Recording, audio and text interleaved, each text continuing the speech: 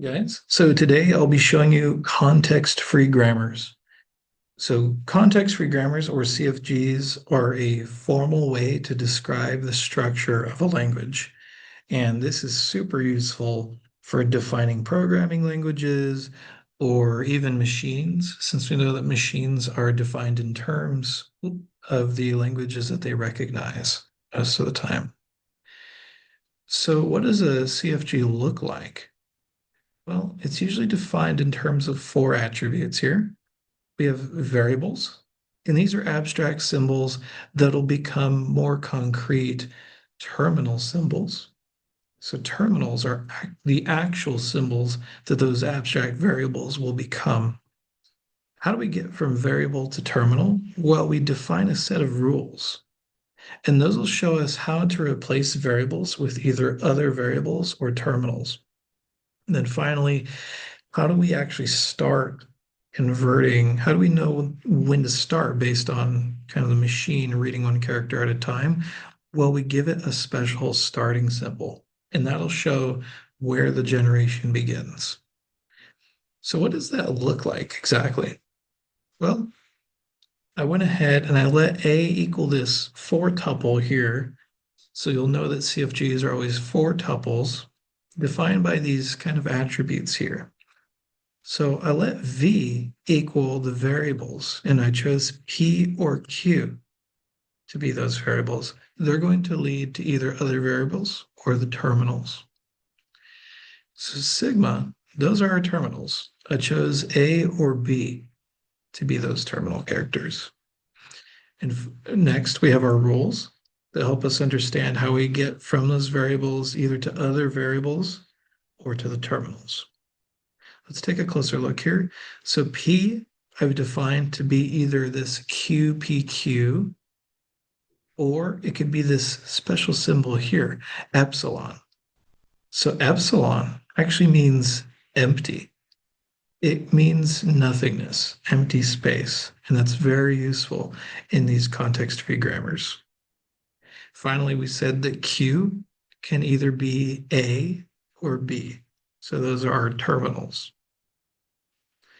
And then our starting variable is P. So when we see P, we know that we need to begin a production of a string given that grammar. Let's take a look at what that can look like here. So given P, we've defined it to be QPQ. So we know that's possible given this grammar here. It can either be QPQ or epsilon. So we're looking good. At this point, it's worth noting that we define the terminals in a context-free grammar from left to right, and one variable will always lead to one terminal without context. That's important to note. So our rules define the variables, regardless of the other variables next to it. It's context-free. That's where that idea comes from for context-free grammars. So moving on, we know that Q can either be an A or a B. So I chose A. That's great. Let's define P. Oh, where did it go? Well, we used that little trick that we learned about earlier that P can either be QPQ or it can be epsilon or emptiness. So it disappeared. Finally, we have Q. We can define it. I went ahead and chose B. There you go. So we managed to construct the string AB out of our context-free grammar. And so now we know that AB is a string in the language of A. It's cool. So let's move on to kind of an example problem you might run into in the realm of context-free grammars. So given this really simple one-liner context-free grammar, S can be defined as ASB or epsilon. It's kind of like a recursively defined grammar. Is AAABBB in the language? I believe it is, but I need to prove it. And we can prove it by constructing it using the grammar. Let's do that. So given our starting variable S, we have ASB. Cool, that's following the rules. And then we have that other S now that we need to define. Let's make another ASB right in the middle there. So we have AASBB. So we have another ASB in the middle.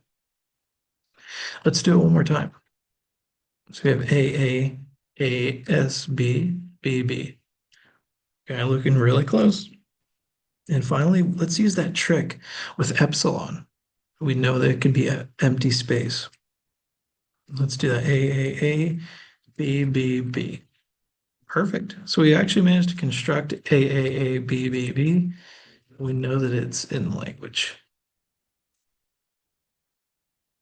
Perfect. So we managed to prove that by constructing it using the context-free grammar.